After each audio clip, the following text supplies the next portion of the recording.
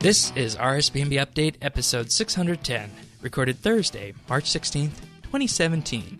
Empowering Clans and Community.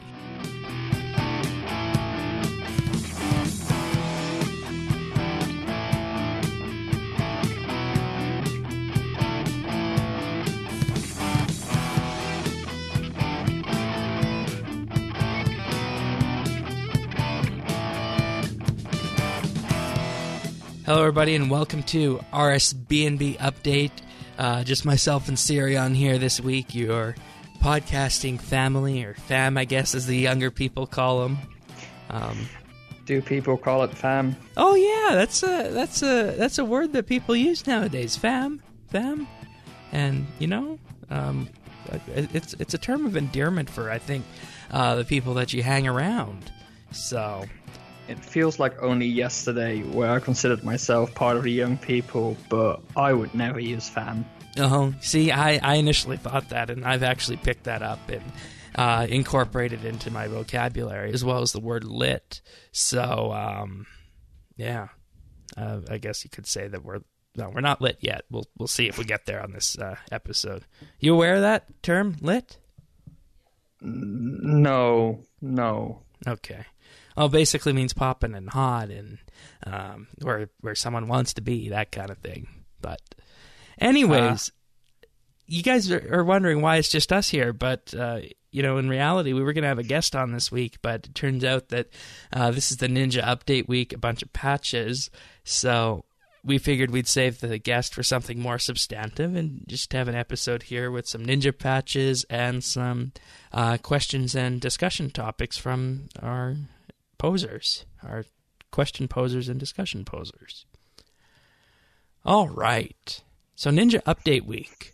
Shall we begin with some of the ones that they highlighted? Yeah, let's do it. Okay, so Ninja Update Week. Many patches this week, but here's the ones that Jagex chose to highlight on their front news post. Spawn rates, with the exception of object spawns, will no longer scale with the server player count. Instead, they're fixed at a rate equivalent to a half full server prior to this change. So obviously this means from monsters and whatnot. And we've known for a long time that the more full a server, the more monsters will spawn. And this was, of course, done to increase the amount that people would get when they were fighting if it was a busy world, as used to be the case on many of the Slayer worlds. And, I think... I think it also happened a lot with, like, competition for mining was a big thing back then. Right, but it says not object spawns, so that's... wouldn't that be like item spawns? Maybe you're right, because I think an object would be something that you would pick up off the ground. Mm-hmm. Okay, so perhaps this might be related to mining as well. Mining, woodcutting, hunter... Right, because if you look at the server list today, I mean, most of the servers don't have more than 200 people in them unless it's a specialized server geared towards a certain task, right? Yeah, I mean, I remember the days where you had to look through the world list to find a world that was not full. Yeah. The last time I've seen a full world, that must be years ago. Yeah, and I mean... This always brings up a question for people. Is RuneScape having trouble? Are there less people playing the game now than there were in the past? And, I think back then there were fewer worlds because, we have over 150 of them now geared towards various things, free to play and whatnot. I mean, there was a time where there were still a lot of worlds. I don't think the number of English worlds has increased that much, but we also have to think about localized versions being introduced. There's also French and Portuguese. German.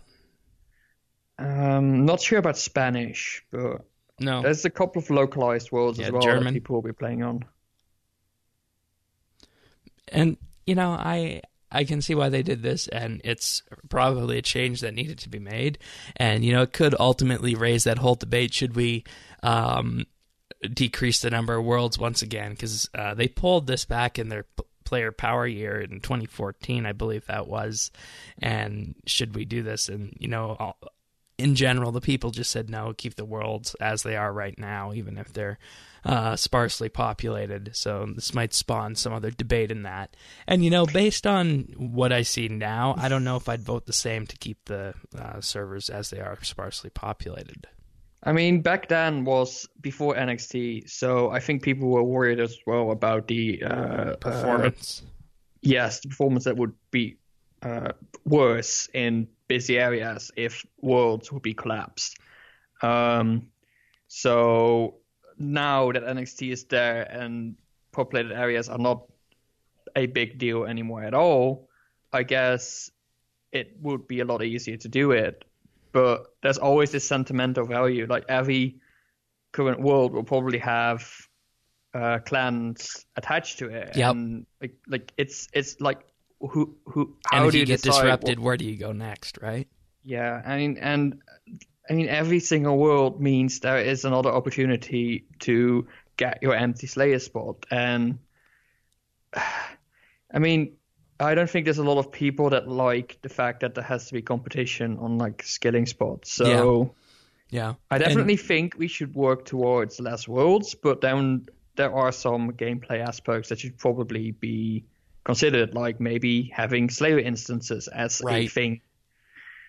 And they are going to be working that into the mining and smithing rework, so that or will not be dependent on whoever strikes it first to get it. Mm-hmm.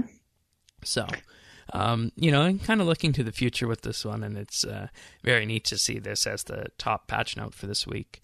Here's another massive one, something that, really goes back to the very beginnings of RS, in that if you were free to play long ago, you could not trade prayer potions. Prayer potions were exclusively a members-only item, and if back in the day prayer potions were allowed to be traded, it would have completely changed free-to-play PvP. But here we are in 2017, prayer potions are now tradable on free-to-play worlds, which I'm not going to complain about, because that just means there's more of a market for prayer potions, and the prices could fluctuate with that, because anytime you're expanding that market, that's good. So, I'm very happy is there about any way to obtain prayer potions except from through the GE for free to play then? No, you have to GE them or buy them from someone, because obviously you can't get to level 38 Herblore on the free-to-play world. Mm-hmm. And, I think that's okay to have some resources made in the members world and then sold back to the free-to-play world, as long as there's not too many of them. So, you can now choose where your attack option appears. You can either have it be a left click, a right click, or a right click be based on level dependent, or hidden on various creatures. I've never really thought too much about this. I always thought the default option of, if you were higher level than the creature, it would appear as a left click. If you were lower level, you would have to right click. And I always thought that made sense. But now that the option's here, I'll probably just go to left click for everything, because why waste that extra click? Yeah, I mean, the only reason I would not have it on left click is if you're in the wilderness with people you're doing an event with or something, you might want to avoid that. But otherwise, I don't think I've ever misclicked something, like accidentally attacked it with a left click, so. Okay. And also the hidden option. So I guess that would just mean that you don't want to have the option of attacking things, and you don't want to accidentally attack something then. Yeah. Yeah. I mean, I'm just trying to think where this would that might be helpful for like the Abyss, for example. Okay. If you just want to go rune crafting, there's so many creatures there, and if you just hide it, I mean, yeah. But then on the other hand, why would you not just put it in the right click menu? Right. Why would you not? Yeah. I mean, I didn't see what the advantage of hide is. Yeah, and that's what I was thinking about, because you're going to get attacked, and if you want to engage that target, you're going to need to go into your settings and do that. Mm-hmm. So, I mean, if you get auto-attacked, that kind of defeats the purpose of hiding it. So, I don't know. That one's a bit of a weird one. I have to experiment with that, maybe on a low-level character, and see how that goes. Next up, clues which require no equipment can now be completed with auras equipped. Good for those who put their aura on before doing a clue and don't want to delete the passive side effect of that aura if you have, 45 minutes left and you're doing a clue. So that's a good change that was made. And I would actually extend this further, and I would say that, if it's a clue that requires no equipment, and you need a quick and easy way to take everything off, they should maybe just have a button on the clue that when you go dig on that clue, it allows you to take everything off if it's a no equipment one, because you're going to need to do that regardless, right? No? Okay. Keybinds have been added to the interface when building furniture in your POH. So if you're doing construction, you can now press on the keyboard to select what to build. So once again, removing the amount of mouse movements and, just in general streamlining the way construction works. And, this is probably overdue given our reliance on keystrokes and RuneScape to accomplish things and just make things a lot more streamlined. So good change here. Mm-hmm. All right. Other patch notes we have this week revolve around some fixes to the Lumbridge crater in that they fixed a force walk tile that was there, preventing people from walking over certain areas. And I believe this was one near the Zamorak encampment that kind of gave the impression that the Zamorak encampment was still there. So that was kind of fun to see a force walk tile right there. Players now only need to click on a clan citadel loom once, continuing to weave automatically until there is no thread left to weave. In a way, this makes sense. Okay. Because all the other plots do this, right? All the other plots, you click and it does a few actions before you have to click again, and the number of actions it does varies, but there's always something. Well, the loom was very, very click intensive. Yeah. On the other hand, I also think that the crafting experience is probably the most desired experience. Oh yeah, whenever I go there, that's what I would do. Because it's free crafting XP.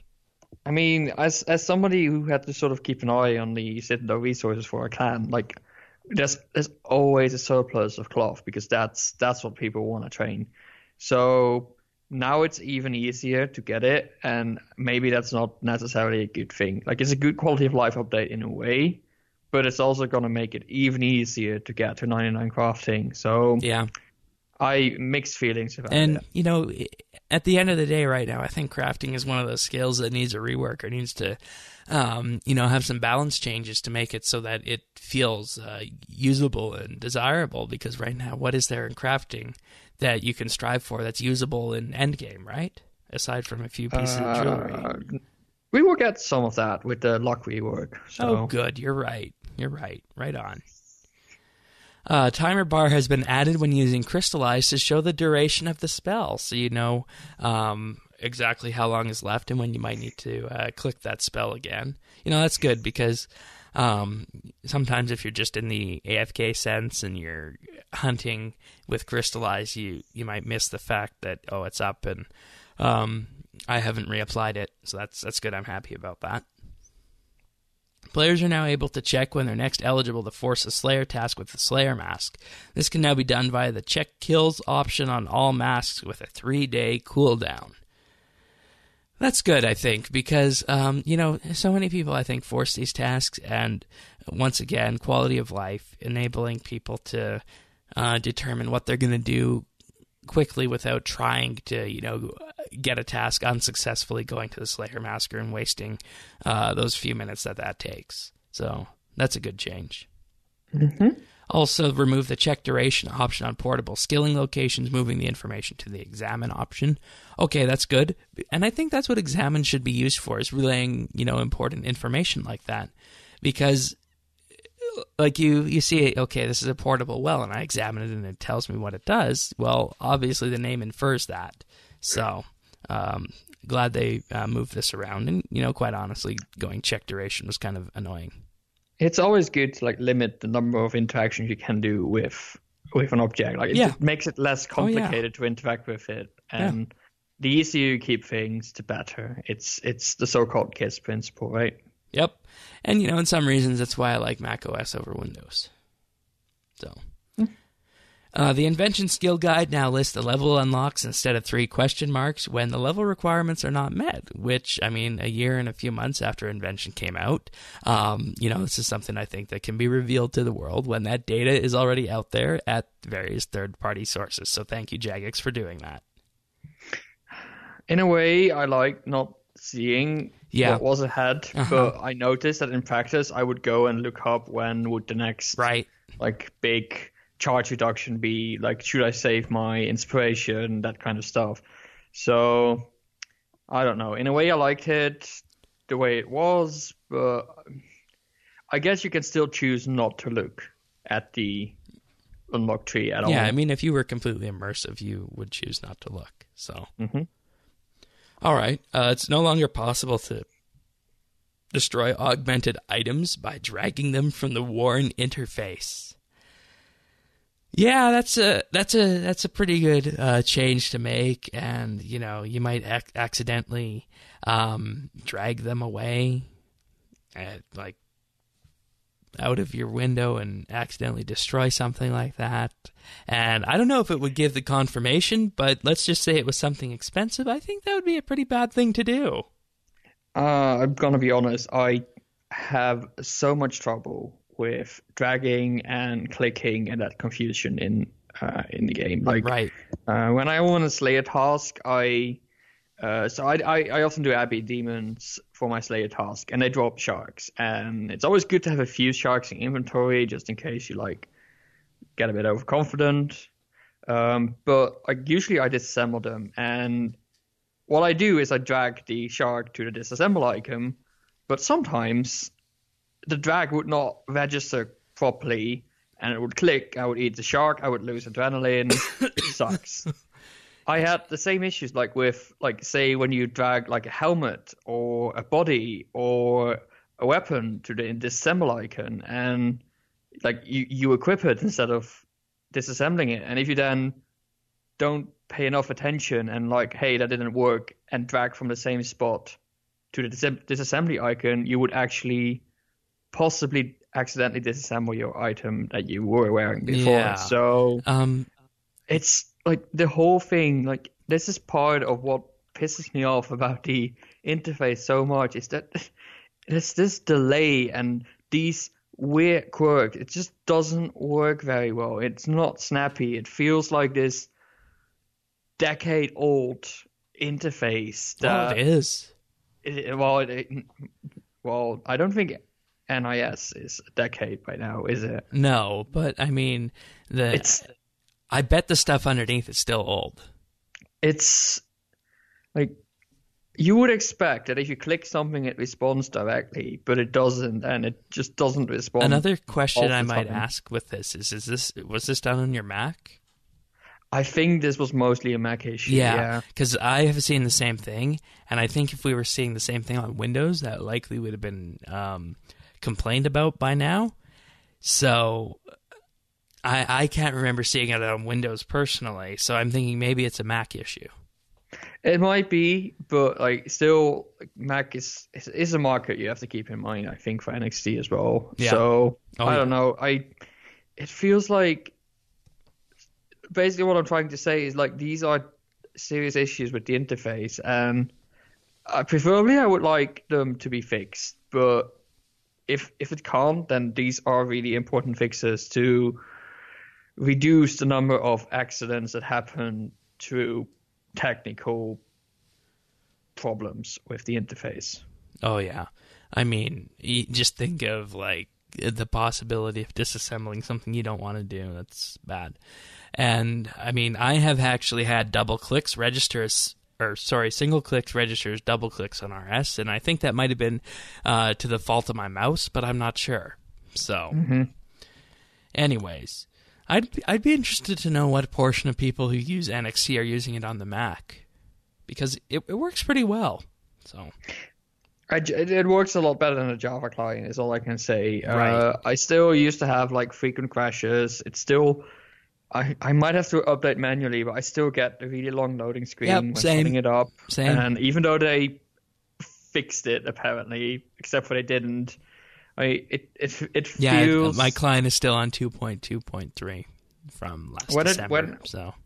When the NXT client came out, it felt sort of on equal foot with the Windows client, but ever since, I felt it is sort of a second-class citizen in the overall structure. Like, it clearly feels that the Windows client is a lot more stable, and while that's the case for most games, I think, that the Windows client is more stable, but there's so many regressions in how the Mac client has worked that I feel there's no serious effort to keep it running as smoothly on Macs. And yeah. I don't know about the state on Linux, but... Well, just put it in this perspective. When I first got my Mac, the only way to play RS was with Firefox. And, back then, that was RS2. And you know what was missing? What feature of RS was missing on the Mac back then? My guess is sound. There you go. So, I mean, it's come a long way to the point when we didn't have sound for the game on the Mac. So, I mean, yeah, well, there's a few niggles left over now, but I think overall it's greatly improved, minus a few graphical crashes here and there. Mm-hmm. Players can no longer cast alchemy or disassemble baby ice fiends from the perils of Ice Mountain Quest. You monsters, Jagex says. And I'm guessing this was an inventory item that we would pick up in that quest. I do not remember. Yeah. But alchemy and disassemble. I wonder what kind of parts that gave. Are they frozen parts? Or ice parts? I don't know. They must have given, they must have been configured to be disassembled, so it feels like a weird oversight. Yeah. Unlocking the Tizrek Jad via the Spotlight Store is the final requirement for the insane final boss title will now send the relevant broadcast. It's good giving the people credit that they desire. Mm-hmm. Added and updated various audio assets in West Dordogne, the Underground Pass, and Isifdar. That's something that is good because, I think we all agree that the Plague quest line that takes place in that area and ultimately opens up the Elven lands is perhaps one of the most important quest lines in RS, considering where it leads to, the various Grandmaster and Six Age quests. So, any experience update on this is good. I'd love to play through these again. Like Ardoyne and especially West Ardoyne are really high up in my wish list for graphical reworks. Like at the moment they started doing graphical reworks, I was just hoping that Ardoyne would be up there because that is. Well, yeah, it's probably second largest to Varrock, right? If you include the area, so. And there'd be a lot of good things they can do nowadays based on the changes that have been made in the various quest lines. So. But they seem to be slowly making their way from Cafferby to Sears Village. Yeah, because Sears is next on the list. So I'm hoping they're slowly going down and taking Ardoyne, maybe in 2 steps, like East Ardoyne first and then West Ardoyne. Yeah. But I'm really hoping that that's going to be next, and then hopefully all the way down to Janil. So yeah, keep them coming. All right, now here's a real funny one. Araxi will no longer rarely instantly kill herself upon spawning. See, I am a developer, and seeing these kinds of bugs sort of makes me interested of what kind of edge case was happening here. Yep. And how could you trigger this as a player, and would you still get the drops at the end of the day is the question that I have. And the fun part about being a developer is finding these bugs. And they often have a really, really silly cause. And finding out this cause is such a fun moment where you just laugh really hard about, oh, that's what we did wrong. And every time I see this, I sort of want to know more about the situation so I can also sort of appreciate it. Yeah. But then again, Yeah. I also understand that it's probably a bit of a niche. Like, you have to like this kind of stuff. Yeah, And most of the... and there's probably some stuff that they can't say about this that would infer on how the process for that NPC works. Yeah, that's correct. We also got some combat stat updates for the lunar equipment. The Lunar Helmet E and Charged variants have been updated to match the regular Lunar Helmet, which is an armor upgrade from 126 to 196, a magic boost from 0 to 14, and combat tier from 40 to 60, as well as the Lunar Ring. Got combat stats updated. Lunar Ring I from 17 to 21 magic, 17 to 19 armor, and decreased to tier 55. It was previously tier 60. Cool. The ribbon interface in Legacy Skin Mode will now correctly use the disabled variants of the icons when relevant. I use Legacy Skin Mode, and, it actually makes it look a lot more like the old Legacy UI did back then. So, you will notice this if you are using the Legacy Skin Mode. And the reason I'm using the Legacy Skin Mode is I find I can reduce the transparency of this UI more than I could the previous one, and it makes the font easier to read than it does on the RS3 UI. I don't know why I find that. I just find it easier to read that way. Audio has been added to pouring tea to and from the tea flask, and when drinking tea from the tea flask. They added, of course, tea flasks and whatnot, because those are what counteracts the aggression potion. So obviously they needed a flask for that, and just great attention to detail here. All right, so here are the ones that we talked about previously. So we're just going to move straight on past the ones, of course, the prayer potions, the construction keybinds, and the attack options. And now one that I think lots of people have been eagerly anticipating and asking Jagex for a long, long time. Players can now check when their account was created and the amount of time spent playing at Hands in Lumbridge. Did you go there and have a look? No. Aw, too bad. So, I'm in a predicament with this, and lots of other old players are as well. And you know what that predicament is? They were only tracking it from a certain date, probably. That's right. They were only tracking it from February 27th, 2002, which was day one of the members option. So if you created your account before then, it will say you created your account on February 27th, 2002. So mine was created sometime before then. Who knows when, but that's what we know about my account.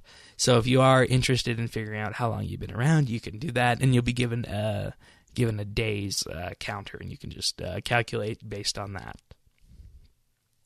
It is now possible to create an Etude Crystal Teleport Seed with unlimited charges for 4,000 harmonic dust.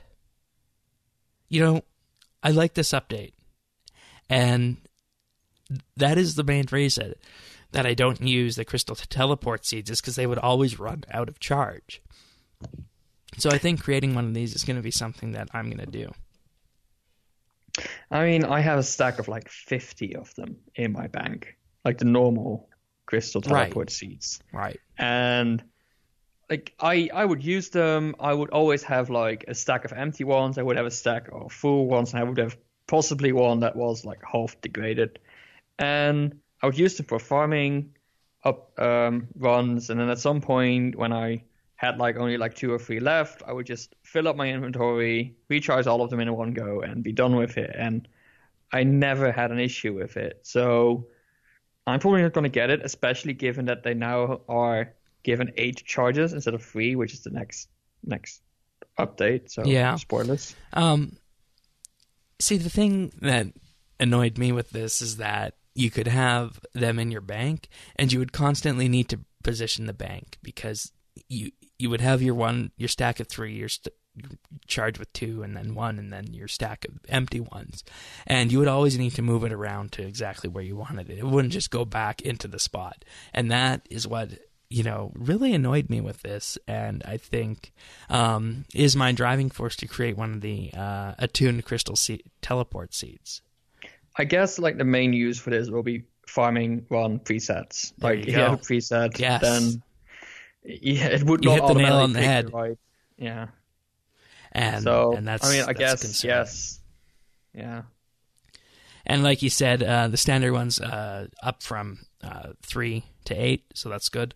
And I mean, there's no reason not to use them now, and this is perhaps one of the earliest crystal items that we had in game, so something that everyone likes. I just wish there was a way to use your non-attuned crystals, like especially because after the attuned crystal teleport seed, they will have no use anymore. So it would be nice if you sort of could convert them into harmonic dust, like small amounts or something. That would be good. Oh yeah, that'd be interesting. It'd be very interesting. Not doesn't have to be a lot, but just Like otherwise 20. it's just sitting there in your bank. So Like 20 harmonic dust. yeah, something like that.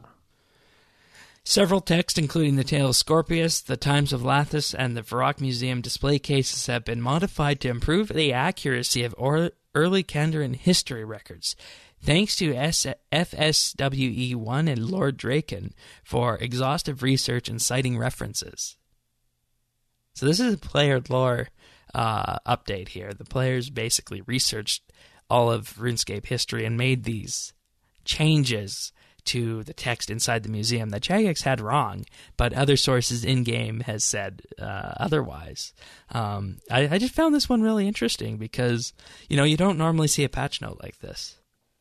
I think it's important that you do this kind of stuff. I mean, there's so much lore in the game, and Jagex cannot afford keep it all up to date to always check everything.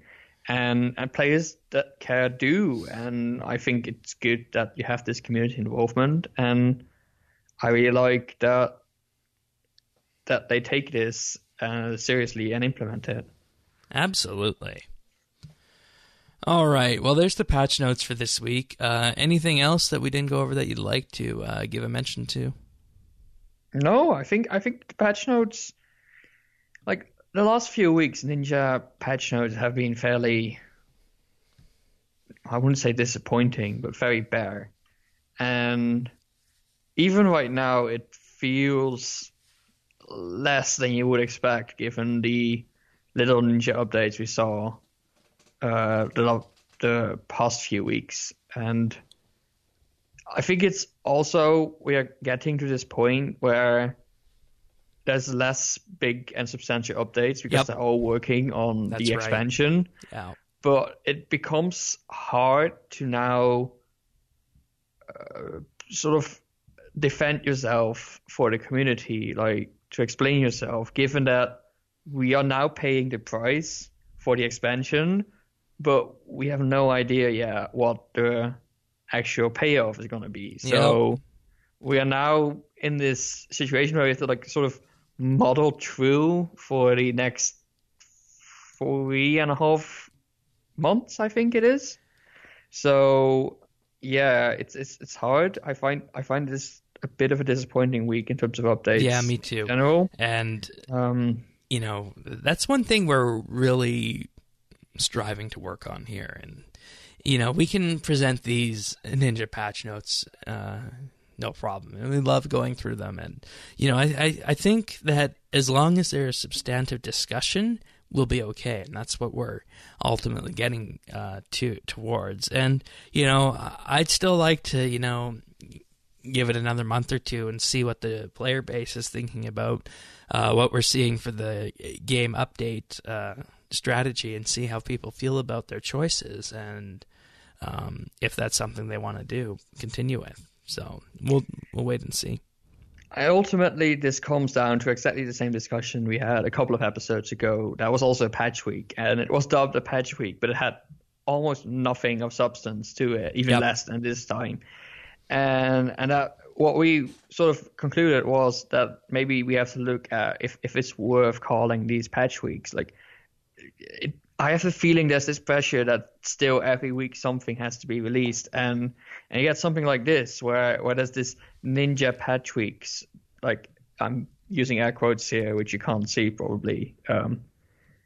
So, like, I think the strategy on these patch weeks might have to be a bit different. I think there's no shame in calling it a non-update week. It's just Yeah. that's something that RuneScape has never had. Like, why would you do a big news post on like, oh, sorry, we don't have an update? Like, that's because the status quo is an update every week, and I think we should go the other way. I think people should not have to expect a big update every week and be pleased when there is something. So, I don't know. I'm not convinced yet of the current model, but I'm trying to think back to the very early days of RS2 in 03 and 04, and if I recall, there were some weeks where the update really didn't have that much to it. I mean, if you go back to those news postings, there were some weeks where Andrew would just make a few offhand remarks about a couple little things changed on the back end, and not much was changed. So, I mean, they have always updated the game in that regard, and they have pushed those changes out. So, I mean, it's a question of the way players want to look at it and what players are going to demand. But anyway, I think Jerry should just stop making things bigger than they are. They should put the truth there and be like, all right, no updates this week, just a couple of patches. Hope you enjoyed them. Something next week. See you next week. People should be like, okay, then we're just gonna continue enjoy what we were doing, and everybody will be happy. I agree with that. All right. Well, there is also something else happening this week. Starting on March 13th, the name releases were happening, and they're doing one letter a day. So the 13th was A, 14th was B, 15th was C, and the 16th was D. And E will be on Friday the 17th, and so on and so forth. So, I think this is a good way of doing it rather than, bundling them all up together and forcing people to have a mad rush to change names because the name change service went down last time they tried this the first time. So, it's good they're doing this. Lots of accounts that are released and whatnot. So, I'm not changing my name. So, but I do have a few hopes for something that might be released for another potential project, give or take. So we'll just have to wait and see if that kind of name pops up. So, as well as RuneScape membership, there's a minimum requirement of 250 total level to claim a release name. So I'm guessing they won't put them out for new accounts then? Looks like it. Yeah. Well, I mean, I guess that's fair because you want them to go to people who have been searching for such a name. So it also means that you have to use a name change, and you have to use a bond, which means it's available to members only. Right. Pretty much. Yeah. And please note, we will not be publishing a list of names that will be released, which, I think is good. Because it's going to prevent sniping and whatnot, seeing if there's a good name on a list. And you're only going to go for that name if you actually want it. So I think this is a much better and more orderly way of doing it. The only downside is it happens between 14:30 and 15:30 UTC. So if you're not available at that time, that might be a bit cumbersome to work around. Jagex recommends that you put a notification on your phone for whenever they tweet using the Twitter app so that you get a notification for all their tweets so you can see when this happens. That's their preferred strategy to let you know when this is going to be happening. Yeah, I guess not releasing a list of names also sort of prevents there going to be a market for these names. That's right. If you look at a list of names and you see a name that's like Dave, there's probably people that want Dave, so you could snipe it and then sell it for a bond or something. I think that's something that Jagex wants to prevent, and if you don't know what names will be released, it's going to be harder finding good names that people want. You sort of have to come up with them yourself and try all of them out. So yeah, I can see they're arguing there. I wonder if the name Sirion's Pal has been released. Is that not available then? I don't know. I haven't checked, but I think that would be a real fun name for someone to join Clan Quest with. I would generally be. I would probably be a bit abashed when that happens. Oh, it just means you got an admirer out there. Hmm. Anyways, this week's treasure hunter promotion is the Gemerator, and normally I don't like to bring too much attention to these because they're just there, and you see them when you open Treasure Hunter Daily. You don't really need us to tell you about them, but I thought I would this week because this, of course, allows you to receive the Cape Crown and Necklace and Gem Sack that are one in the form of tradable tokens. So if you receive one of these, you can claim the token in for a cosmetic, or you can sell it. So there are some things here that you can purchase this time around. And if you are looking for the gem set armor from Treasure Hunter, now might be a time to do it, because you might see a price dip because they're on the market once again. So that is the purpose of highlighting the Gemerator update here. And have fun getting the higher level gems on Treasure Hunter. What is this? It's an Instagram video. Interesting to use an Instagram video to do this posting. Okay then. Well, that's it for RS updates. Unless there's anything else you'd like to talk about before we move on to our discussion topics and questions. I wish, but it was a bit of a quiet week. Yes. Alrighty. Well, the first one is a discussion topic from Colton pertaining to Master Quest Cape requirements. So he says, in regards to the established mechanism of distributing game lore via monster drops, is this a fair mechanic to force PVMing in some capacity upon a community largely composed of skillers and others less interested in intense combat? Why did this mechanic start, and why do we still use it to discover lore? Would you have an alternate route of discovery in mind? I think this is an internal question going back to the Master Quest Cape first being announced. Because of lore drops everywhere. We have to look at what came first, right? What was the intention of this? Was the intention that Jagex said, we want to distribute some lore, so we will add drops? Or they were like, we need some interesting drops that people go for. Let's put some lore in there to give some reason to go for them. I think I would find it more likely that's the latter. It's like you want to reward a player for killing, say, a boss. So you want to add some cool rewards, but you also don't want to have people always win this really expensive item, because that's going to influence the market. And so you want to do something that the player can feel good about, but is also really scoped to just that player. So what do? You drop a lore book. It's a lazy solution. It's a simple solution. And I think that's how it started. And then you get this other way around, where people that want all the lore have to go in there and get it. And then you get this thing. And now there's an expectation that new monsters come with new lore. So they add the lore drops. And I think it all rolled up from there. Yeah, I think you're right on that regard. And I ultimately don't think that on the whole this is a good way of doing things, but like you said, there needs to be something from the NPC that's going to drop that isn't going to influence the market, and just be a pure monetary drop, because that's not always what it's about, right? It's not always about making the most GP. Yes, I mean, let's say a new monster comes out and drops some sort of new armor. You could get the armor by just paying for it on the GE generally. Like almost all the armor drops, if not all of them, are just tradable. But if you want to get the lore book, you're sort of forced to go there yourself. You can't do it.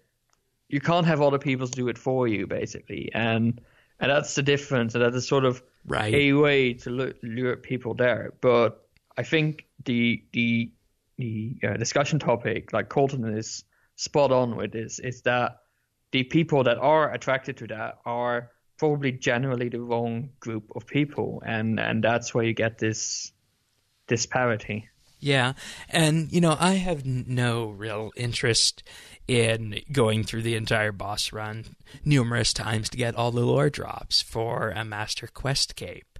I don't think that would be something that I would want to do. And, I also think that it is forcing people, like Colton says, to do something that you don't want to, for something that, when you look at it, what quest in RuneScape has had the most intense combat? I honestly think that has to be the first Nomad that came out before he was toned down. I don't know if there's anything harder that comes to mind for you. Nomad's Allergy was pretty difficult as well.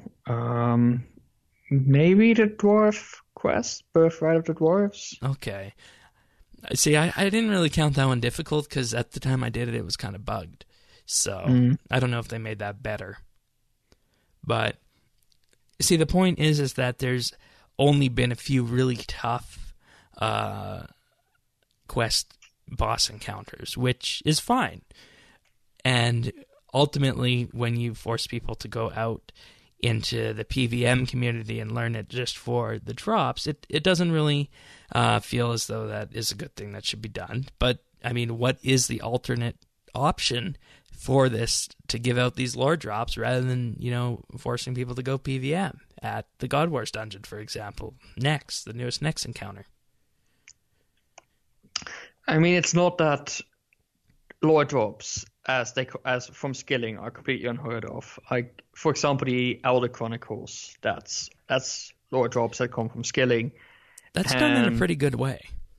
That is done in a pretty good way, but also it takes forever. And it's probably, I mean, I've never heard somebody who was like, oh, yay, I get to do divination to get the Elder Chronicle. Well, maybe I have heard somebody say it in exactly that tone with the sheer sarcasm draping off, but it's like, I don't think people particularly enjoy just grinding a skill to get lore drops. Well,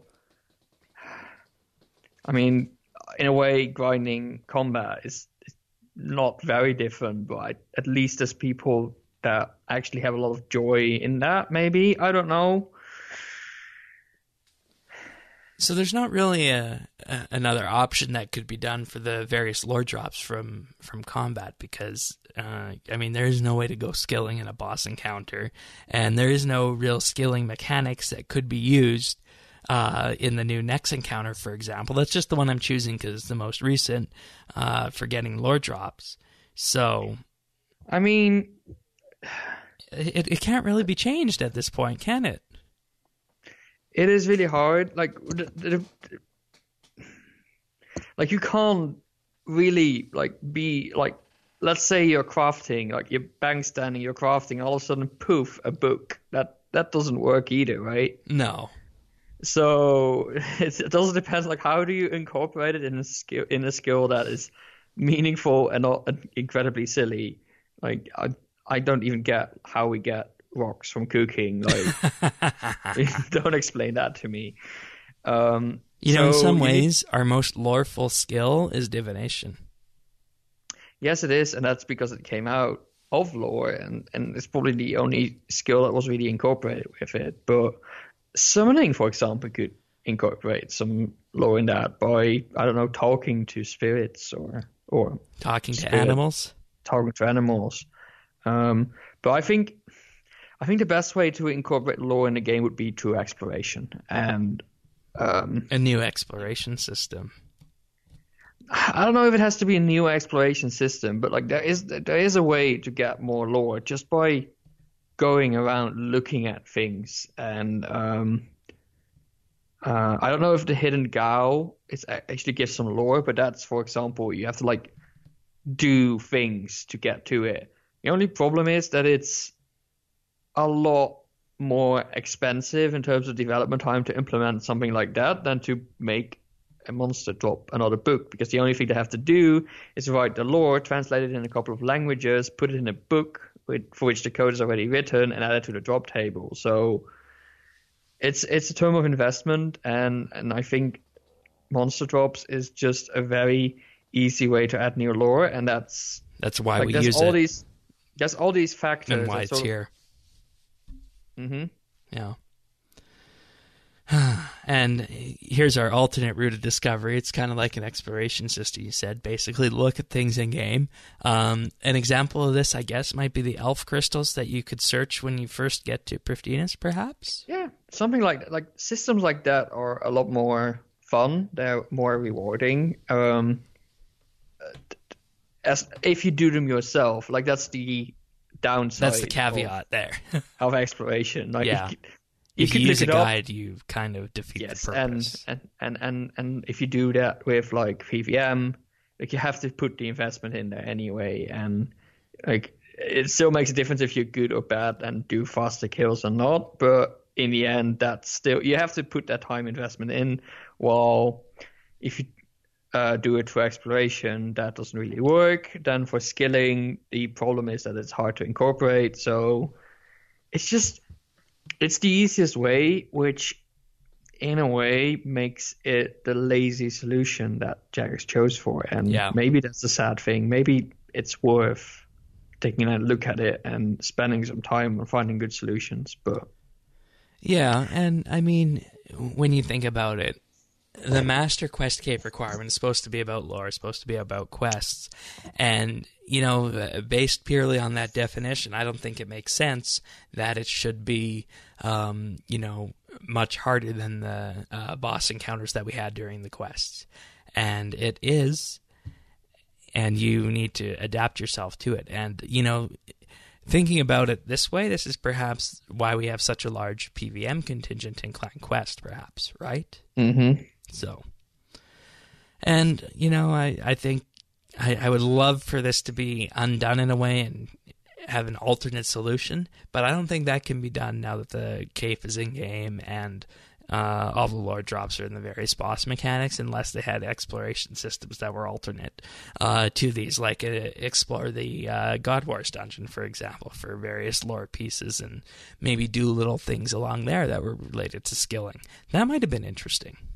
Yeah, I mean, like maybe there's like wall drawings or something that you can check and see and maybe even translate. Like yeah, something maybe even some wall drawings, or you know, some stuff that you need to use your skilling with to unlock them. Like the murals we got with the Adamant and Ruined Dragons, for example. Yeah, that was good.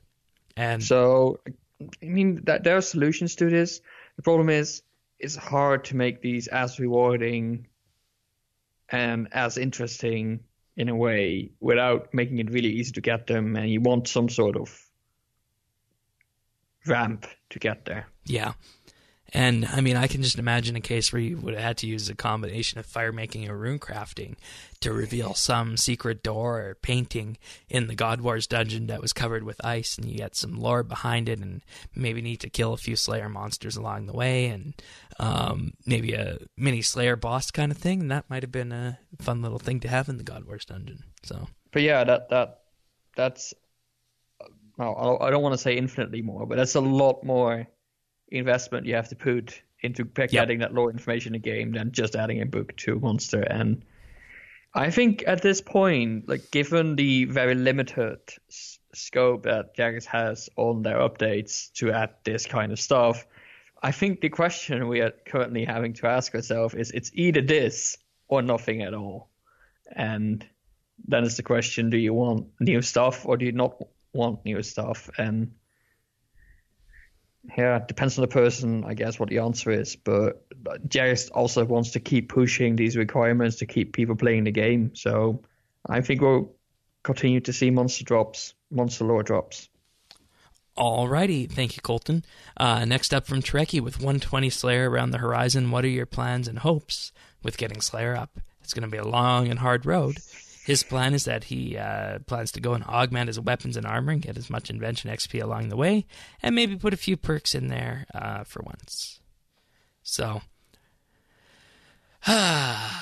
you know, I wouldn't mind having a look at 120 Slayer again, assuming it was traditional Slayer, and, you know, if it carried on the same sentiment that we had going from 1 to 99. Because I don't think that was very clear in the dev diaries that we've seen so far. It basically sounds like they're reinventing a second skill going forward. Mm-hmm. So, it might be like a mini bossing encounter. It might not be. It might be something completely different.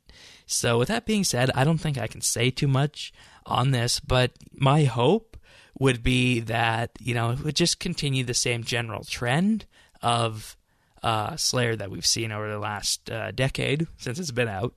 And ultimately, with that, maybe have a few extra boss-like creatures and harder Slayer creatures along the way, like we have with the Adamant and Rune Dragons, and how you can get the elite tasks of those. So I think that would be good for 120 Slayer.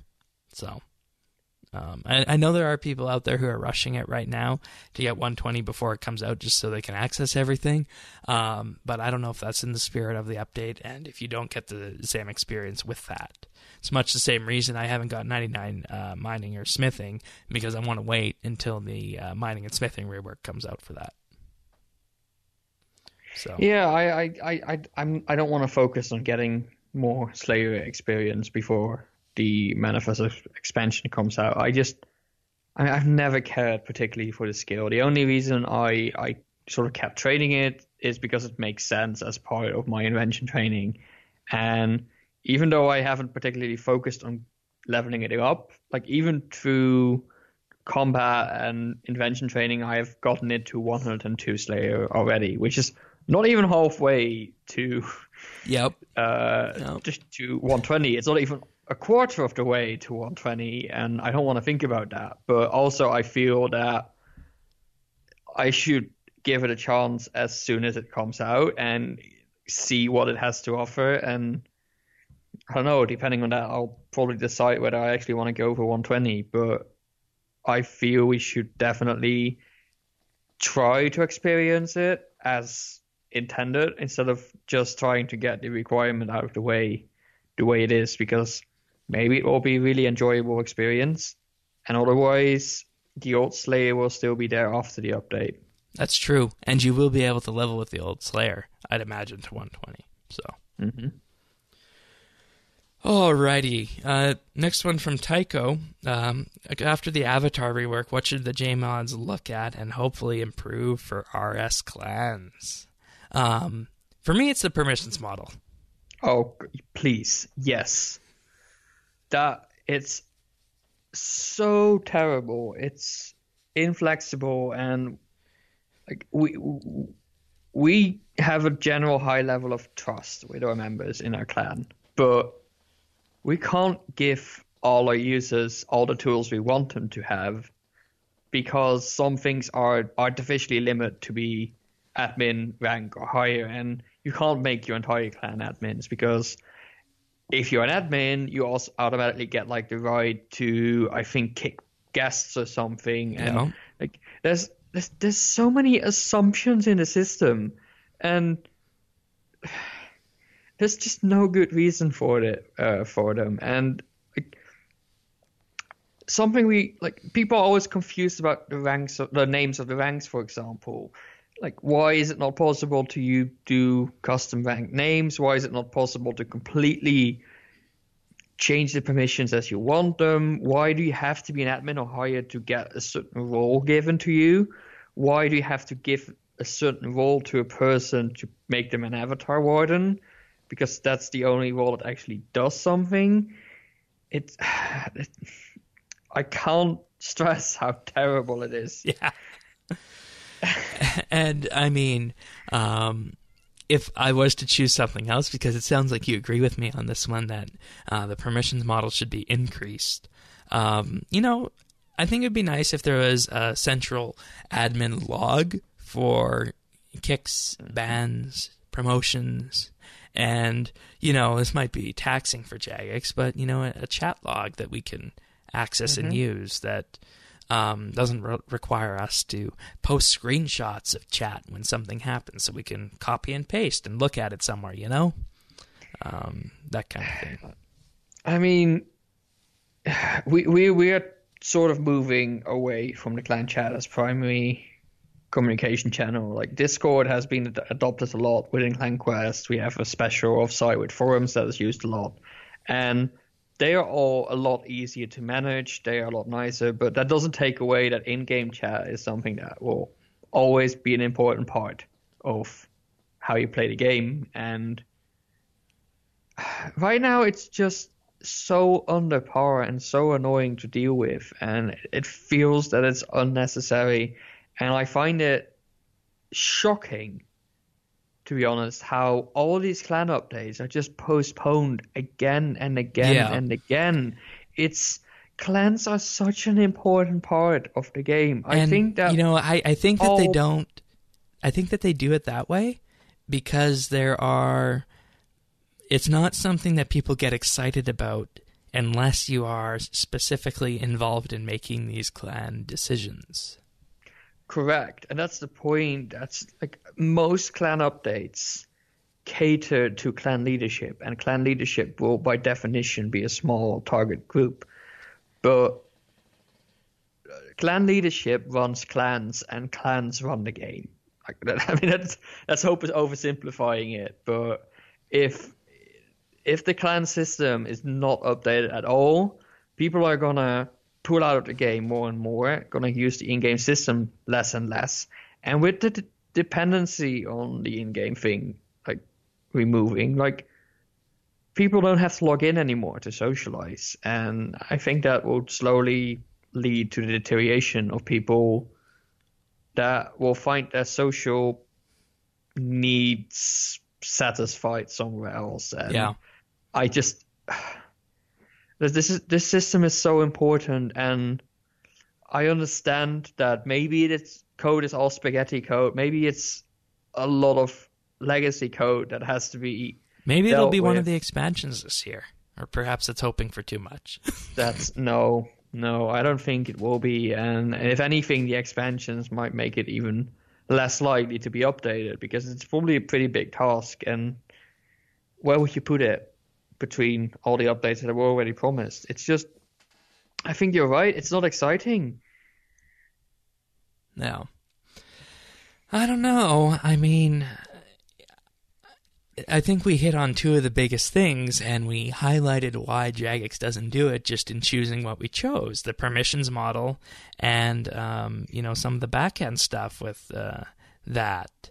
So, and, I mean, if you ask any other player in RS, are they concerned about this? They're going to say no, because chances are they've never played around with this, and they don't know how cumbersome it can be. So yeah, and especially with these content surveys being such a big part of the decision-making process, like clan updates are always going to be low scoring there. Like I put it on top, and you put it on top maybe, and maybe I think it was definitely the top 5 for me. And maybe if we ask our clan to like consider it, it will get some traction, but it won't win against the sheer awesomeness of Manifos, say. Yeah. Or PVM or Slayer. I don't know, but like I would like the entire system to be reworked. Like it in a way it's such a mess already, with like French chats and clans and all that stuff like separated. And like what is the clan really good like what is the clan system in RuneScape really good for, except for chatting in a common chat box?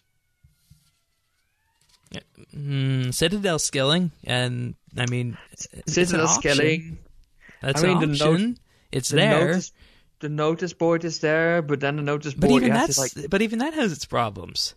That has its like. What I want to do with the notice board, for example, is first of all, I want everybody to be able to just access it everywhere. I don't know if that's possible. I want to be able to edit it from anywhere. And I want it to automatically send notifications instead of having to manually do it. Yeah.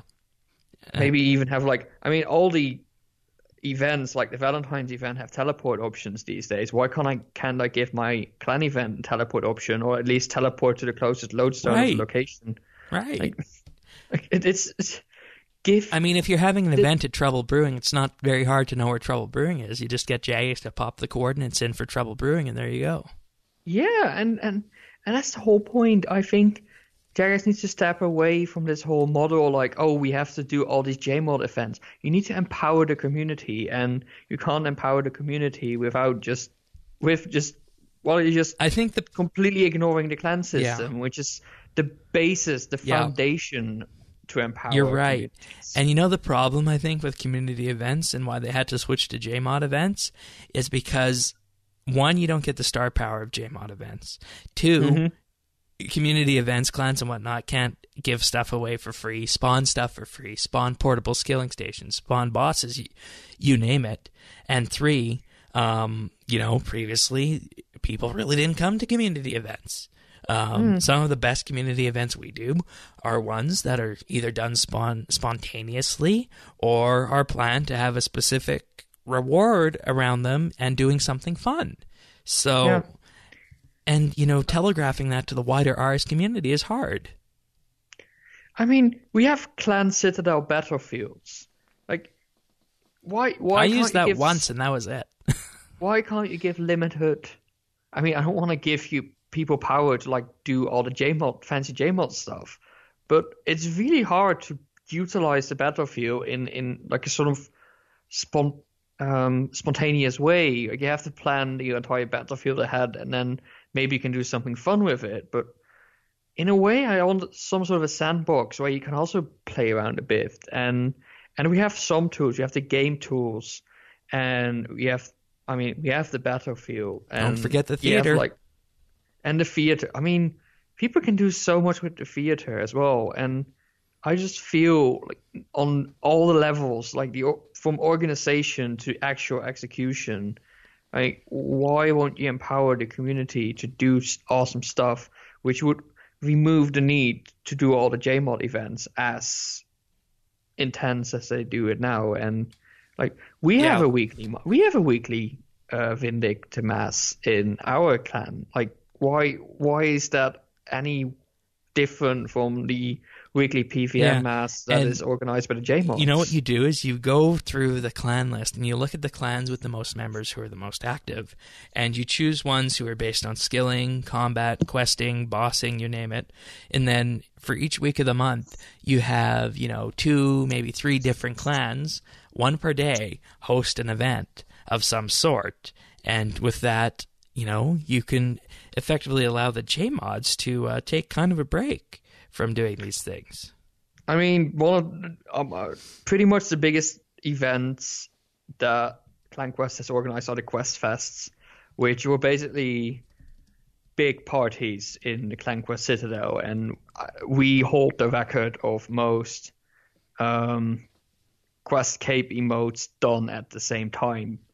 It's like that was part of the Quest Fest, and that took so much to organize, and that's the kind of stuff you want the community to empower to. But what you get is JMods doing it, and also this, I mean, forgive me my wording, but like this little circle jerk of people, like these famous YouTubers and live streamers that are just pretty much, they're so close with Jagex that they could pretty much be considered part of the same group. And then there's this community below that. Well, they tried that once. They actually incorporated a bunch of YouTubers and streamers to Jagex once. And, the only one who hasn't moved on or gotten fired from that is Mod Lee.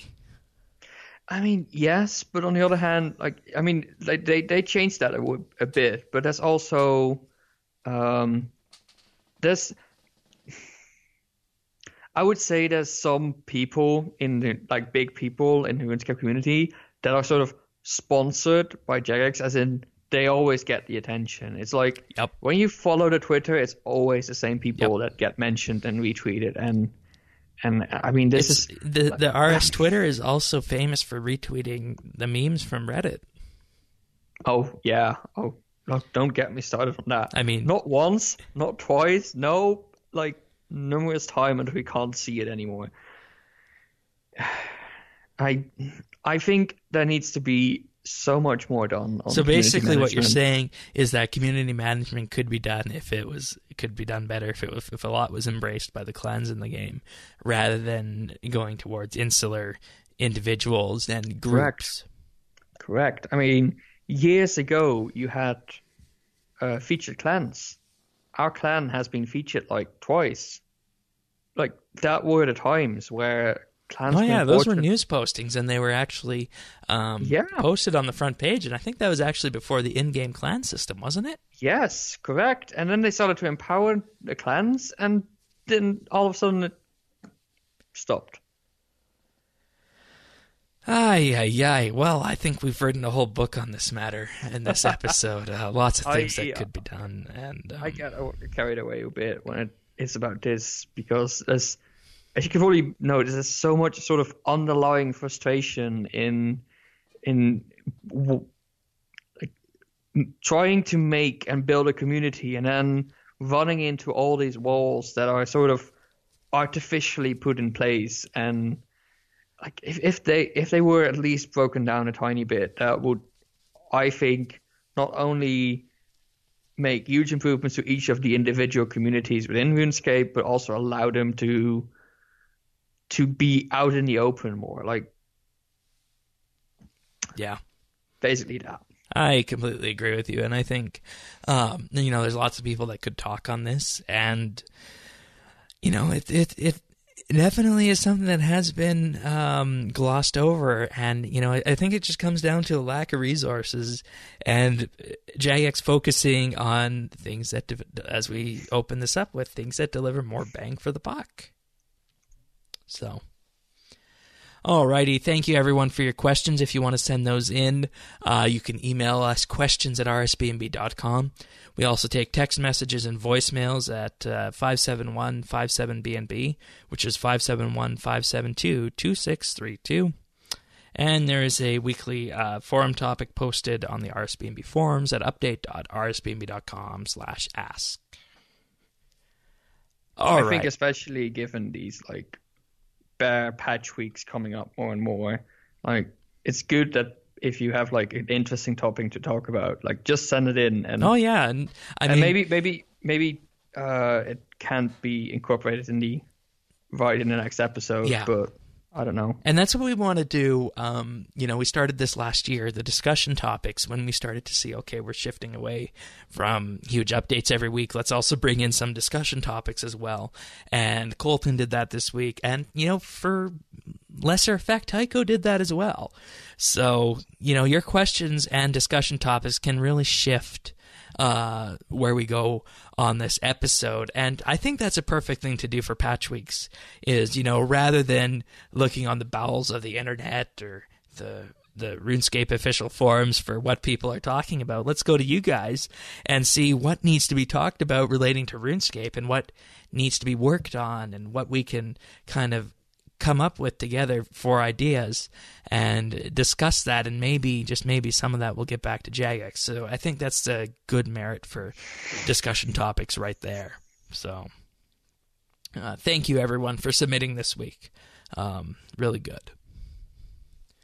Awesome. Okay, so tech news. Patch Tuesday, if you run a Microsoft operating system. On March 14th was Patch Tuesday, and it was a huge, huge Patch Tuesday, mainly because the Patch Tuesday in February was skipped. But first, this Patch Tuesday patches 18 vulnerabilities in the Windows platform, 8 of which were classed as critical, allowing remote code execution. The rest were classed as important. So that basically means that if you are running Windows and you ultimately end up getting caught by one of these vulnerabilities out there somewhere, somehow, you could have remote code running on your computer by a malicious actor. So definitely run Windows Update this week. And the reason this is so large is because they skipped the Patch Tuesday in February, which hasn't happened since 2003. They've been going on, first Tuesday of every month since 2003. Haven't missed it and have been on schedule, but they missed this one. And rather than doing it later in the month of February, they just decided to do it in March. And, they didn't say exactly why they did this, but it is largely inferred that it was due to a showstopper bug in one of the patches or perhaps a patch distribution and build system That is the system that packages all the updates and delivers them to the people. And they felt that, rather than throwing the schedule off and forcing people to deploy patches when it wasn't time wasn't the right thing to do. So they just delayed everything until March. And that's where we get 18 vulnerabilities patched in this Patch Tuesday. And, there's a lot of them here. So it's definitely something that you want to run. Adobe Flash Player for Microsoft is in here. Microsoft Office, pretty much anything you can think of.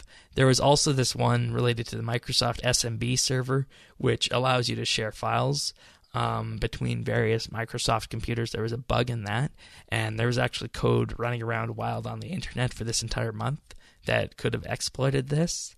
So it is definitely something that you want to update to if you have not done so already. And I think if you use Windows 10, that's mostly handled for you unless you evade it purposely. So, yeah, definitely run your Windows updates this month. And it'll take a while to restart this time compared to previous months, but it's definitely worth it. So if your computer's hounding you to restart this week, that's why. So, I don't think I have anything else to say on this one. How about you? No? I think it's pretty straightforward. Just run it, even though it's annoying. Yeah. And normally we don't talk about these, but it was pretty big this month. So, alrighty, next tech news story is Pandora's Spotify rival launched this week. They're calling it Pandora Premium. Now, I don't think you have Pandora in the UK, right?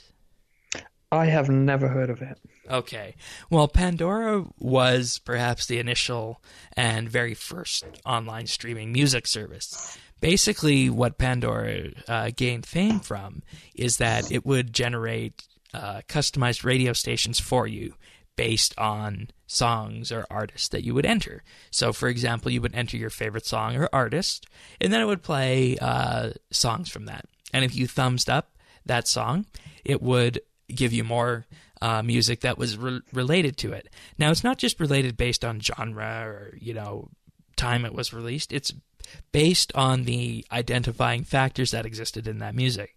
So what Pandora did differently is it cataloged music based on the characteristics like beat, tempo, whether it was, a upbeat song, slow song, how what kind of instruments were used, and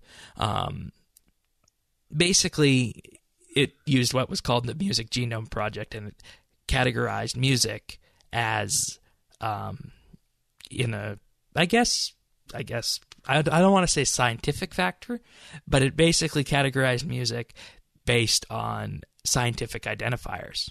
So that's what Pandora initially did, and it basically was the first music discovery platform.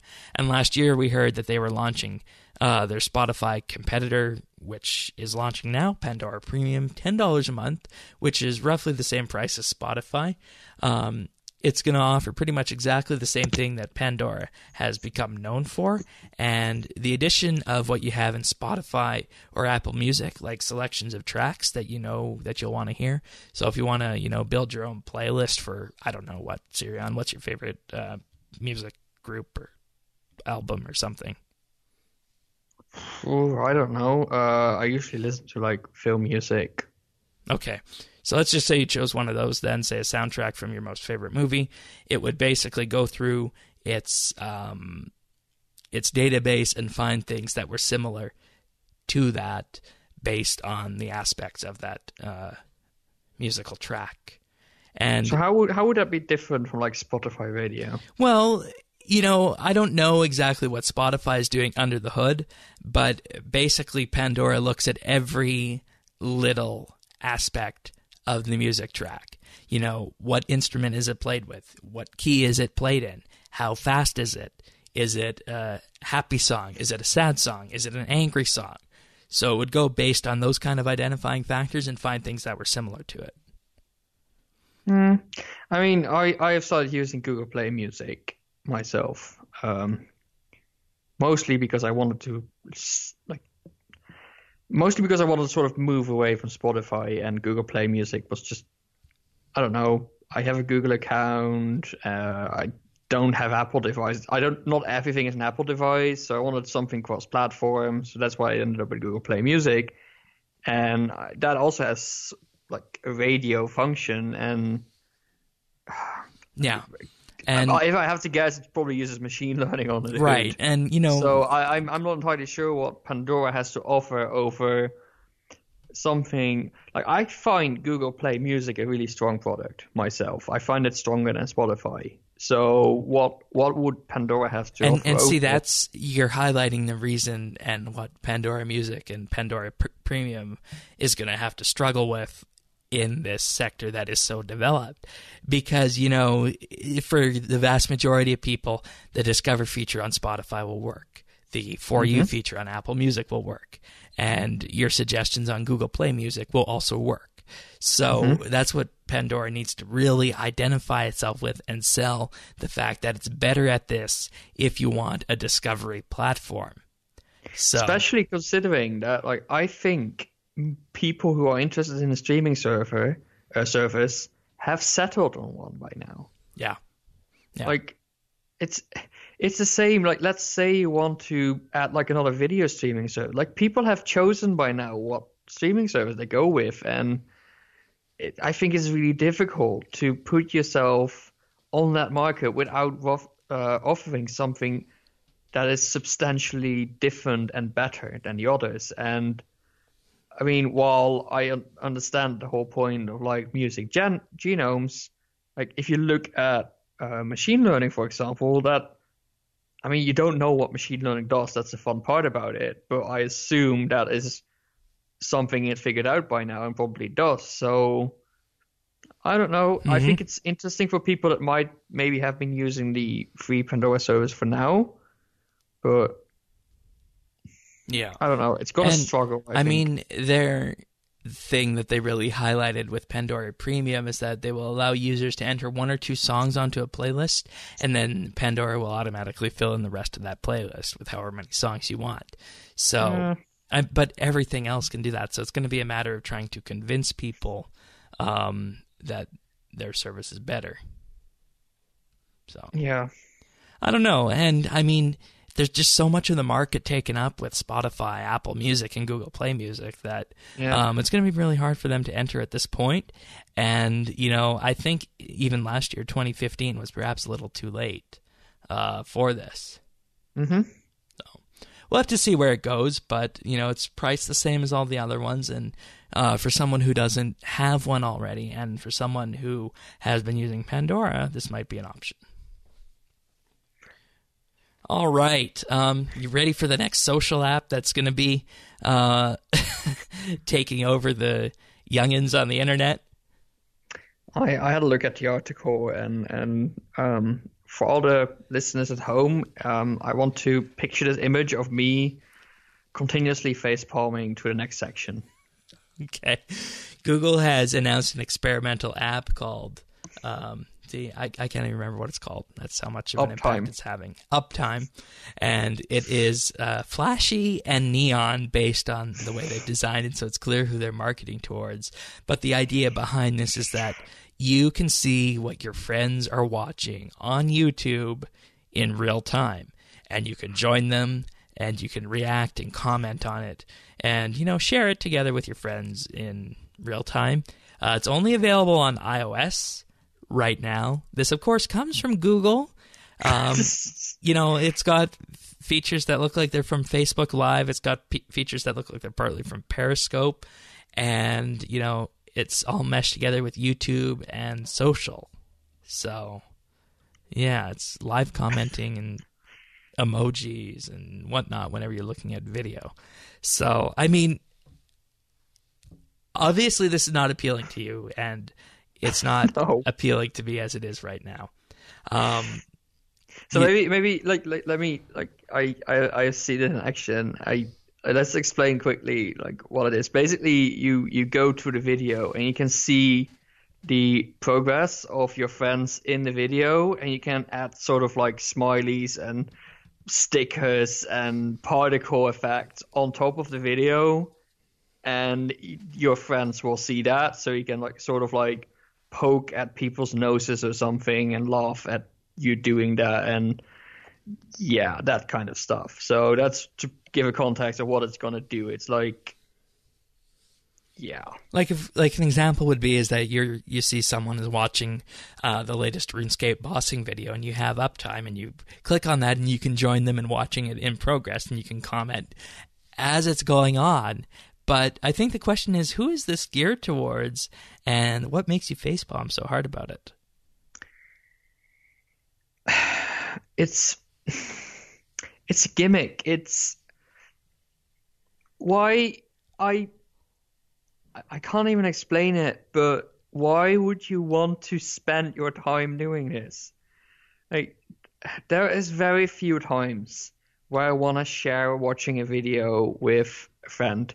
And when I do, it's often like a playthrough of a game, like a particular nice game or something. Sure. And I'd rather have either face-to-face or at least over voice, normal contact with that person, as opposed to putting stars and smiley faces and stickers and happy stuff on top of it, because that's just going to distract me. Yeah. And this is the same thing as... perhaps this is where Google wants Snapchat to go next.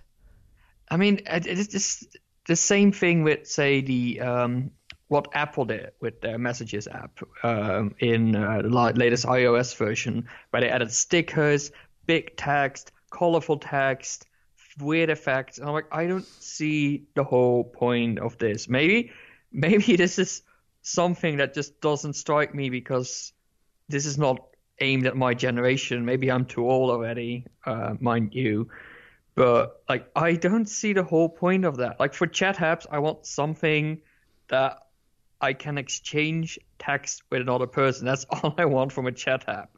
And this is like, if I want to share a video with a friend, I have other ways to communicate over that. And while I get that the live stuff is sort of new, I have never had a need for that. And I definitely don't have a need for neon colored fancy stuff in my face on top of my video that I'm trying to watch. Yeah, and I mean, it looks like it's a side project from some branch of Google, which, I mean, some things definitely come good out of that, because that's where Gmail came from. But, you know, unless this gained further integration with YouTube and didn't appear as childish, I want to say, then I don't see much going forward for this for me personally. Unless, of course, you know, it takes off with a younger segment of the market, like the people who are currently in school and whatnot, which seems to be where these mobile devices are designed to be. I mean, in the pre-show, you mentioned that this might be integrated into YouTube, and I hope it isn't.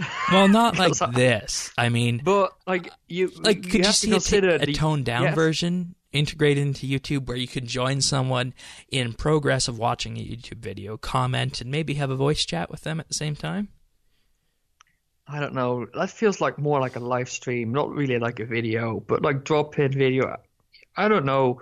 I feel that if you want to do that, you can coordinate it. When I watch a YouTube video, I don't want to be joined by a friend watching that YouTube video. I just want to watch it like on my own. That's what I do. And this whole social aspect, like, if I want to be social, I go to other things, not YouTube. And maybe that sounds weird to some people. Maybe there's people here in the audience that like love going in the commenting section and doing all that stuff. I just go there for videos, and this sort of distracts me. And I don't know. The only thing that might be worth considering is that you have the YouTube Kids product, and that is something that might synergize with this. But I don't know. I feel this is incredibly gimmicky, and I am not entirely sure why this is getting... I mean, I don't know if it's funded. I think it is. But why this is funded by Google, and I don't know. It's version 1.1 free. So yeah, I mean, I'm really interested to see if somebody in the audience is interested in this stuff, but yeah, it might be outside of our base here, but we'll see. I find it a bit gimmicky, and I mean, this is maybe something. Oh, you can invite people. They added it so in 1.1 you can invite your friends to watch a video with you. That'll make all the difference. I don't know. Maybe I just don't get the whole social video watching in general. Maybe that's something that has to grow, but yeah, I'm with you on that. You said it, like Snapchat is also something we just don't get, right? Yeah. So maybe we are just not getting it in this way, and maybe this is the best thing to come since Snapchat, and will be the thing that destroys Snapchat. I mean, I would not mourn that, but I would also be like not entirely sure what to do with it. That's right. Well, I mean, the next logical step for them is to add, of course, live streaming to this, and Google would have its own Periscope competitor. I mean, that's what YouTube live streams. I mean, there's YouTube live streams. Yeah, and but I mean, I can see this for live streams maybe a bit more interesting, but for videos? Yeah. Oh, this is interesting. It's got a 17+ rating. You must be at least 17 years old to download this app. What? Because it can pull videos from YouTube. Though, of course, Apple doesn't check that. That's just the rating they gave it. So any young person who has parental restrictions on their iOS device will not be able to download this app. Well then, okay. I definitely cannot think of anybody of the age of 17 that would be interested in this. Well, I mean, how many people under the age of 17 nowadays have restrictions on their iOS app or on their iPhones? Oh, that's true. So, but let's just move on to skill of the month. All right. So the March skill of the month update is thieving. GemAndy52 currently has 33.3 million XP gained. There is a race for second going on right now. Undoer has 9.3 million XP gained. Parnassius 8.6 and Flash 7.6. So very close there, and then a bunch closer near the bottom. So, yeah, who knows? There's half a month left, so things could definitely change with this. But there's your skill of the month update for this week, everyone. Keep stealing those, or keep picking those elves' pockets, and we'll report back your progress next week. But if you want to win, you should go to the Dwarf Traders. That's right. That's right. Use the new Crystallize spell on them. Or, I'm sorry, Crystal Mask. I wonder, did that one get a progress bar as well for how long it lasts? No, only Crystallized, the different spells. Yeah, they should add that for Crystal Mask, too, then. Okay. Mm-hmm. Okay, so we do have some achievements of the week. I will go through these right now. This is actually the first time in a long time we've had a manageable number here where we haven't had to take a breather in between. So thank you for that, everyone. Not to discourage people, but Elogs got 120 invention on March 13th. On March 12th, we had Barrage Tank with 99 woodcutting and Daniel J. Saint with 120 invention. And then Patapolo got 99 fletching on the 11th. Feel My Pokes, 99 crafting on March 10th. And then Occult also got 99 Slayer and Agility on March 10th as well. Congratulations, everyone. Mm-hmm. Nice achievements right there. Okay. So it's time for Pick of the Week. I have a Pick of the Week that I think if you play games, FPS games in particular on your computer, you should probably look at picking up next time you need a new mouse. So I recently came into the acquisition of a Logitech G502 Proteus Spectrum gaming mouse. Now, this gaming mouse is one that has Logitech's traditional shape. Behind it, it's not oddly shaped. It's not a magic mouse or one of those ergonomic mice that try and contort your hand and weird formations like that. So, you know, in general, I find this is a natural feel for what we have come to expect from mice.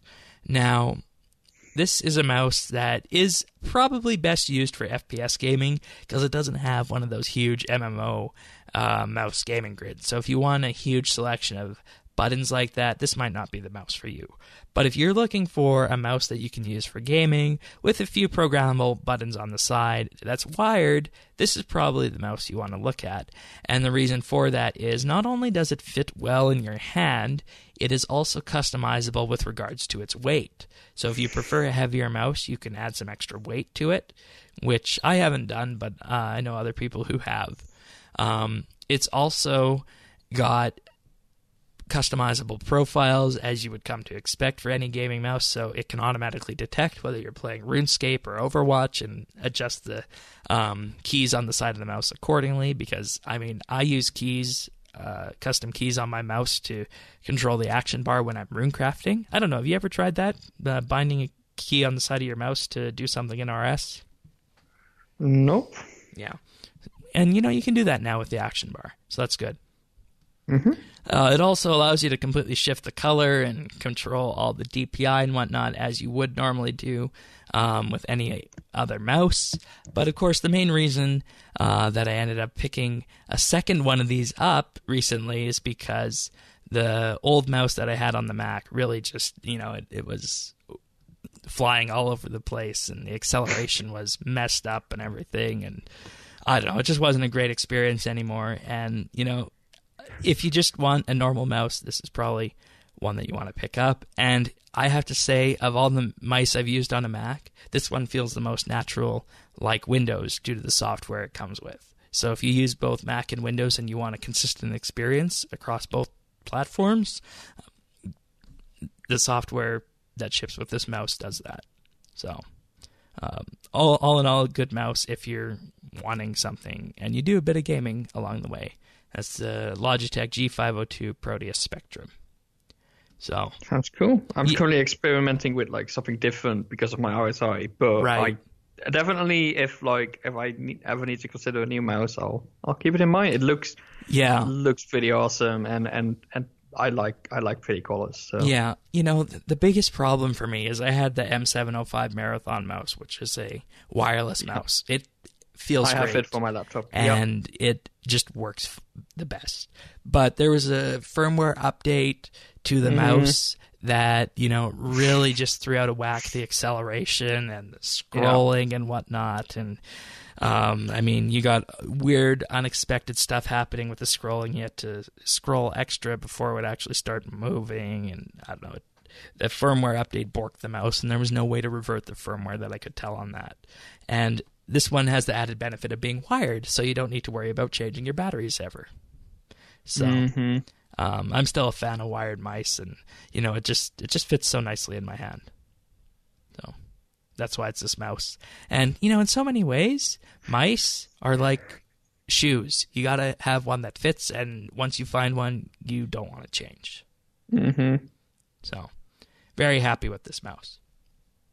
Sounds cool. Oh, another great feature of it is it also has the Logitech frictionless scroll as a toggle. So if you are going through a long document or whatever, you can enable that and just get down to the very bottom of it. I think I used it seriously once or twice. It's just too much fun to play around with. Yeah, that's right. So, alrighty. Well, what have you been up to this week?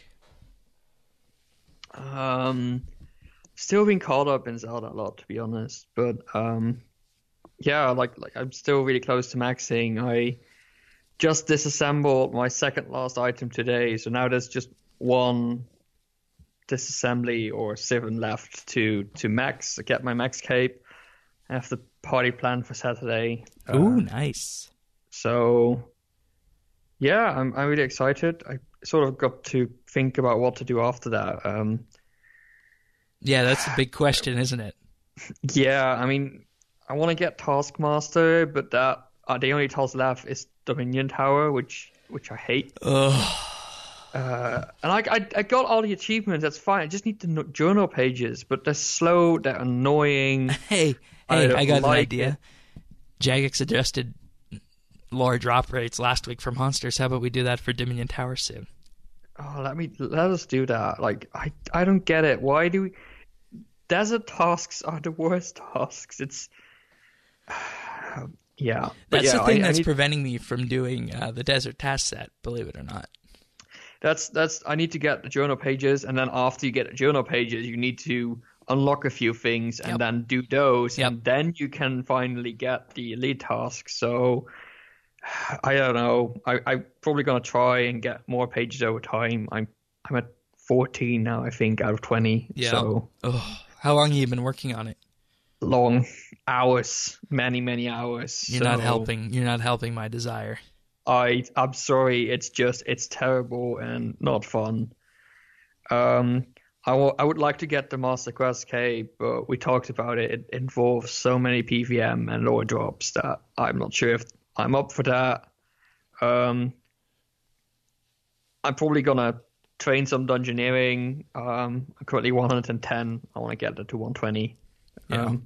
And you need 117 for the Master Quest And game. you need 117 for the Master Quest Cap anyway. 115 for the mod would also be nice, so I can slowly start working towards comp requirements. But given how long I took to get max, I don't expect to become anywhere close to completionist or the Master Quest Cape in like the next year and a few. Hey, well, at least you got a huge list of stuff to work on. I mean, I will continue playing the game the way I used to, and that is when I log in, just decide what do I feel like doing and just do what I enjoy and not worry too much about where I end up. You have to enjoy the process. And sure, every now and then I spend some time on grinding, but that's only when I have the will to do that. But oftentimes I just log in and like I do it daily because that's like a tiny chunk of stuff, and then I just go and do whatever I want to do. I don't care about optimal training methods that much. I think it's a really relaxed way of playing, and it's sort of disrupted by these updates to Treasure Hunter all the time. It's sort of like force you into like gathering stuff and those kind of things. But in general, I just live a really relaxed life in the game. So I'm probably just going to continue doing it, and maybe in like a few years, all of a sudden I'll have completionist cape, but it'll be a moving target. Yeah. Okay. Well, as for me this week, I have been progressing on the Herblore project. And it's actually working out quite well, farming my own ranners and then using those to make the prayer potions and then combining those into super prayer renewals and selling those. So I am enjoying myself with that. And I am still working through a huge pile of snape grass that I have just been collecting over the years. So that's helping with that. The hardest part is finding or farming enough of the Renner potions in a day, or Renner herbs rather, in a day to do this. Perhaps I should be incorporating the Daily Kingdom into things and maybe fighting aberrant specters. I don't know, but that's what I'd do if I was really wanting to take it up a level. But aside from that, I think I did a clue scroll this week. Nothing too amazing came out of that.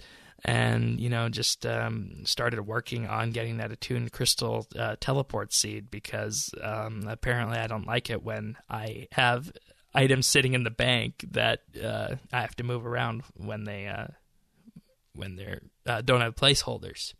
And we don't have, what's the word I'm looking for? Presets that can handle that. So that's what I've been up to. But I believe that does us for this patch week. Hopefully, you guys have enjoyed this alternate perspective on patch week, in that we incorporated the listener discussions from Tycho and Colton into the episode and kind of shifted the discussion based on that. I think that provided a lot of good discussion on the podcast, and hopefully some of that will trickle down to the RS community, and you guys will tell Jagex that you want a clan update and that they should look at other ways of doing lore drops in-game. So, all right. Anything else before we go? No, not really. Okay, then. Well, we will see you all next week, and thank you for sharing your time with us. Bye.